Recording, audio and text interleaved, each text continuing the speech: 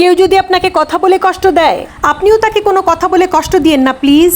আপনি তার মাথা ফাটায় দেন, বস্তু দিয়ে কষ্ট দেন। কথার মার কথা দিয়ে দিলে হবে? কোনো কিছুতে মাথা ফাটায় দেন, তাহলেই ঠিক হবে।